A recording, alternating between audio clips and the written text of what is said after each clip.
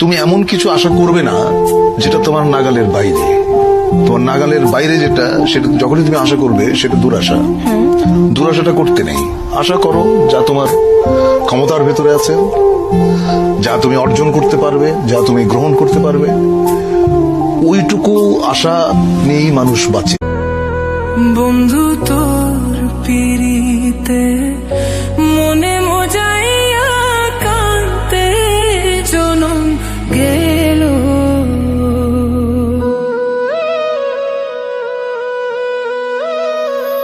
না বুঝিয়া না শুনিয়া, না বুঝিয়া না শুনিয়া কি যে আমার হইল।